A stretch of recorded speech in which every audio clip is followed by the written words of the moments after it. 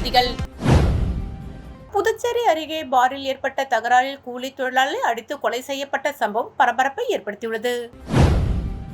தமிழக பகுதியான விழுப்புரம் மாவட்டம் வானூர் அடுத்த இடையஞ்சாவடி கிராமத்தை சேர்ந்தவர் உலகநாதன் மகன் வினோத் என்கிற வினோத்குமார், வயது 40, கார்பெண்டர். இவர் சென்னையில் வேலை செய்துவிட்டு நேற்று முன்தினம் வீட்டிற்கு திரும்பியுள்ளார். நேற்று அவர் தனது நண்பர்களுடன் புதுச்சேரி மாநிலமான ஆலங்குப்பத்தில் உள்ள தனியார் பாரில் மது அருந்து கொண்டிருந்தார்.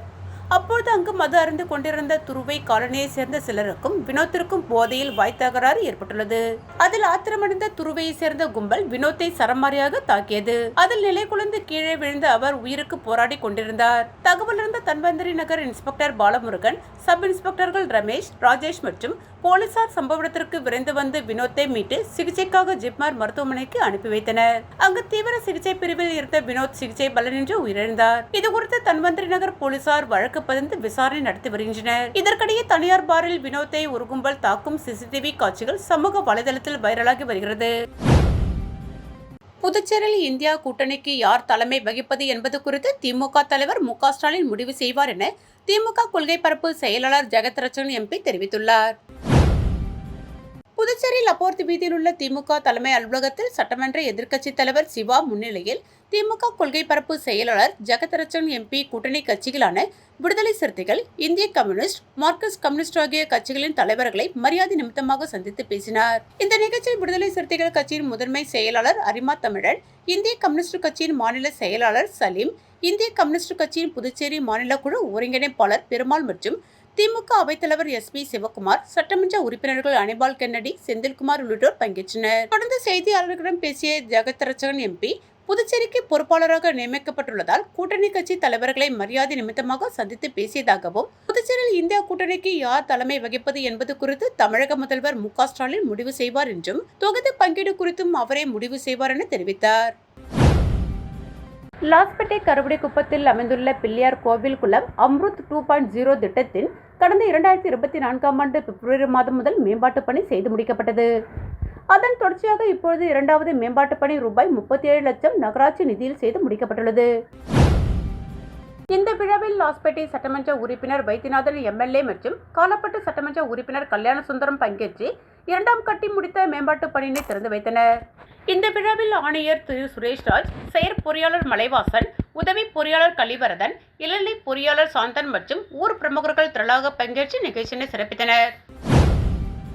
திருபுவனை வணிகர்கள் நலசங்க தலைவரும் ஜேசிஎம் திருபுவனை தொகுதி பொதுச் செயலாளருமான வடிவேலு ஏற்பாட்டில் மதகடிப்பட்டு பாளையம் துலுக்கான மாரியம்மன் கோவிலில் அங்காளன் எம்எல்ஏ பிறந்தநாள் விழா கொண்டாடப்பட்டது. புதுச்சேரி மாநிலம் திருபுவனை தொகுதி சட்டமன்ற உறுப்பினர் அங்காளன் எம்எல்ஏ பிறந்தநாளை கொண்டாடும் வகையில் திருபுவனை வணிகர்கள் நலசங்க தலைவரும் ஜேசிஎம் திருபுவனை தொகுதி பொதுச் செயலாளருமான வடிவேலு ஏற்பாட்டின் பேரில் அங்காளன் எம்எல்ஏ பிறந்தநாள் விழாவினை முன்னிட்டு மதகடிப்பட்டுப்பாளையம் துலுக்கானா மாரியம்மன் கோவிலில் சிறப்பு பூஜைகள் செய்து வழிபாடு செய்யப்பட்டு தீபாராதனை காண்பிக்கப்பட்டது. தொடர்ந்து அங்காளன் எம்எல்ஏவுக்கு சால்வை, ஆளுயர மாலை அணிவித்து மரியாதை செலுத்தினர். அதனைத் தொடர்ந்து மதகடிப்பட்டுப்பாளையம் அரசு உயர்நிலைப்பள்ளி மாணவர்களுக்கு கல்வி உபகரணங்களை அங்காளன் எம்எல்ஏ வழங்கினார். இந்த நிகழ்ச்சியில் அங்காளன் எம்எல்ஏவின் ஆதரவாளர்கள் கார்த்திக், ராமுடு, மணிமாறன், முருகன், ரமேஷ், தமிழ், ஆனந்த் மற்றும் ஜேசிஎம் நிர்வாகிகள், ஊர் பொதுமக்கள் என பலர் கலந்து கொண்டனர். புதுவை மாநில அரசின் பொதுப்பணித்துறையில் குடிநீர் கோட்டம் வருவாய் பிரிவில் பணியாற்றிய கணேசனின் பணி நிறைவு பாராட்டு விழா நடைபெற்றது.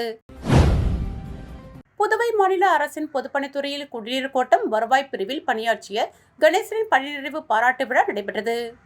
புதுவை திராவிட முன்னேற்ற கழகத்தின் மாநில அமைப்பாளர் மற்றும் எதிர்க்கட்சி தலைவரும் சிவா எம்எல்ஏ அவர்களின் முன்னிலையிலும் மற்றும் புதுவை மாநில திராவிட முன்னேற்ற கழகத்தின் மாநில துணைத் தலைவர் அனிபால் கென்னடி எம்எல்ஏ முன்னிலையிலும் மற்றும் ராஜாராம் எக்ஸ் எம்எல்ஏ மற்றும் பிஜேபி பிரமுகர் KRR அங்குதாஸ், புதுவை அரசின் பொதுப்பணித்துறையின் குடிநீர் கோட்டம் பிரிவில் பணியாற்றும் அதிகாரிகள் மற்றும் சக ஊழியர்கள் மற்றும் ஏம்பலம் தொகுதி கழக பிரமுகர்கள் மற்றும் அவரது நண்பர்கள், கோர்க்காடு கிராம பொதுமக்கள் முன்னிலையில் பணி நிறைவு விழா சிறப்பாக நடைபெற்றது.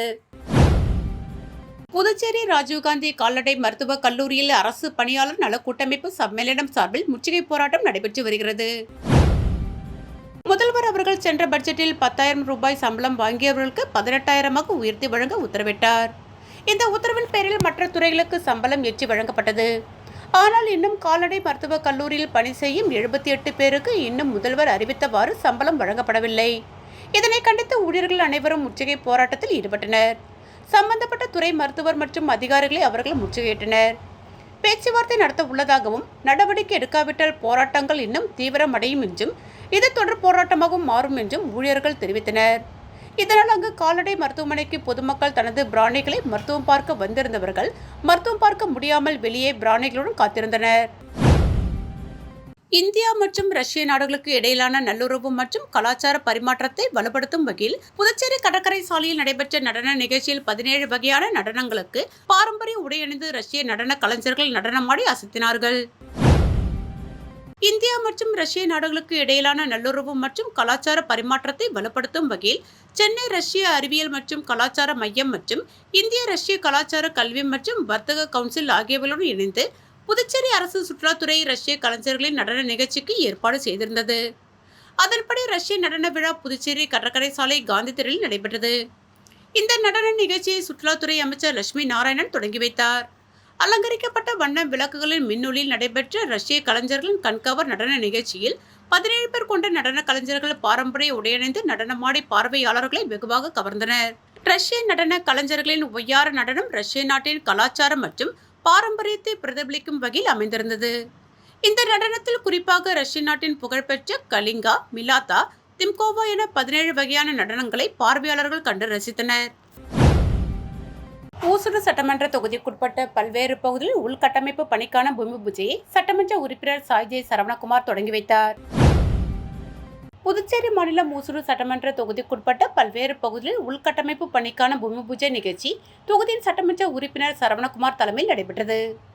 இதில் சேந்தனத்தம் பெருமாள் நகருக்கு சாலை அமைக்கும் பணிக்கான பூமி பூஜை ரூபாய் 14 லட்சம் மதிப்பிலும், அகரம் வெங்கடேஸ்வர நகருக்கு கருங்கல் சாலை அமைக்கும் பணிக்கான பூமி பூஜை ரூபாய் 36 லட்சம் மதிப்பீட்டிலும், 10 கண்ணு சந்திப்பிலிருந்து வெளியூர் செல்லும் பைபாஸ் ரோட்டில் பிள்ளையார்குப்பம் ஆத்துவாய்க்கால் தூர்வாதல் பணிக்கான பூமி பூஜை ரூபாய் 6 லட்சம் மதிப்பீட்டிலும், பிள்ளையார்குப்பம் சீனிவாசா நகர், கன்னியம்மன் கோவில் தெரு, கிருஷ்ணா நகர் மற்றும் ராமநாதபுரம் கணபதி நகர் ஆகிய பகுதிகளுக்கு புதிய குடிநீர் குழாய் அமைக்கும் பணிக்கான பூமி பூஜை ரூபாய் 21 லட்சம் மதிப்பீட்டிலும், ராமநாதபுரம் குடிநீர் மேல்நீர் தேக்க தொட்டியை சுற்றிலும் புதிய மதில் சுவர் அமைக்கும் பணி ரூபாய் 22 லட்சம் மதிப்பீட்டிலும், துத்திப்பட்டு காமராஜர் நகருக்கு கருங்கல் சாலை அமைக்கும் பணிக்கான பூமி பூஜை ரூபாய் 14 லட்சம் மதிப்பீட்டிலும் நடைபெற்றது. மொத்தம் 1,13 லட்சம் மதிப்பிலான பூமி பூஜையை சட்டமன்ற உறுப்பினர் சரவணகுமார் தலைமையில் தொடங்கி வைக்கப்பட்டது.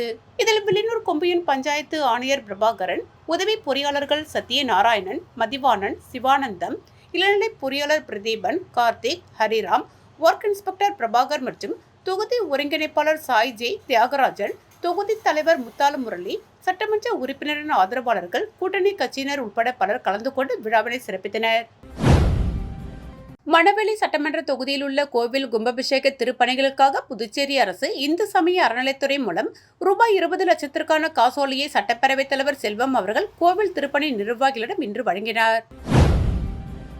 மணவெளி சட்டமன்ற தொகுதி பூர்ணாங்குப்பம் கிராமத்தில் எழுந்துள்ள அருள்மிகு ஸ்ரீ ஐயனாரப்பன் ஸ்ரீ பிடாரியம்மன் ஆலய கும்பாபிஷேக திருப்பணிக்கு ரூபாய் 10 லட்சம் மற்றும் டிஎன்பாளையம் கிராமத்தில் எழுந்துள்ள அருள்மிகு ஸ்ரீ சுந்தர விநாயகர் மற்றும் ஸ்ரீ முத்துமாரியம்மன் ஆலய கும்பாபிஷேக திருப்பணிகளுக்கு ரூபாய் 10 லட்சம் என மொத்தம் ரூபாய் 20 லட்சத்திற்கான காசோலைகளை அந்தந்த கோவில் நிர்வாகிகளிடம் தொகுதி சட்டமன்ற உறுப்பினரும் சட்டப்பேரவை தலைவருமான செல்வம் அவர்கள் இன்று வழங்கினார். இந்த நிகழ்ச்சியில் பூர்ணாங்குப்பம் அருள்மிகு ஐயனாரப்பன் ஆலய நிர்வாகிகள் மற்றும் டிஎன்பாளையம் அருள்மிகு முத்துமாரியம்மன் ஆலய நிர்வாகிகள் உணர்ந்தனர். அரமநாதபுரம் திருக்குறா நகர் பகுதியில் அமைந்துள்ள சுந்தர விநாயகர் ஆலயத்தின் கும்பாபிஷேக விழாவை ஒட்டி நடைபெற்ற கணபதி ஹோமத்தில் ஏராளமான பக்தர்கள் கலந்து கொண்டு சுவாமி தரிசனம் செய்தனர்.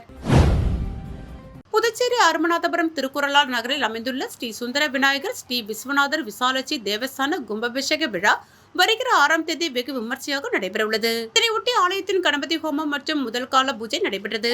முன்னதாக சுவாமிக்கு சிறப்பு அபிஷேக ஆராதனைகள் நடைபெற்ற பின்பு மற்றும் கலசங்களுக்கு சிறப்பு வழிபாடு நடைபெற்றது.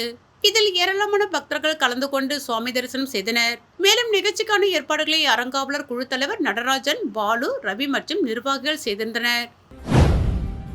புதுச்சேரி காமராஜர் நகர் தொகுதி சாமிப்பிள்ளை தோட்டம் அணக்காரமேடு பகுதியில் பாதாள சாக்கடை வசதி மற்றும் வெள்ளவாரி வாய்க்கால் தடுப்பு சுவர் இல்லாததால் பொதுமக்கள் தொடர் பிரச்சனைகளை சந்தித்து வந்தனர். குறிப்பாக மழை காலங்களில் தண்ணீர் ஊருக்குள் வீட்டிற்குள் வருவதாலும் சாலையில் வாகனம் கீழே விழுகின்ற நிலைமை ஏற்படுவதாலும் அவதியுற்றனர். இதுகுறித்து காமராஜர் நகர் தொகுதி காங்கிரஸ் பொறுப்பாளர் PK தேவதாஸ் அவர்களிடம் பொதுமக்கள் முறையிட்டனர். மக்களின் குறைகளை கேட்டறிந்த அவர் சம்பந்தப்பட்ட அணக்காரமேடு பகுதியை நேரில் சென்று ஆய்வு செய்தார். பின்னர் இன்று பொதுப்பணித்துறை தலைமை பொறியாளரிடம் உடனடியாக நடவடிக்கை எடுக்க கோரி கடிதம் அளித்தார். கடிதம் அளித்த போதும் தேர்தல் பொறுப்பாளர்கள் மற்றும் காமராஜர் தொகுதி வட்டார காங்கிரஸ் தலைவர்கள் மற்றும் ஊர் காங்கிரஸ் நிர்வாகிகள் உணர்ந்தனர். மகிழன் செய்திகள் நிறைவடைந்தன. நன்றி.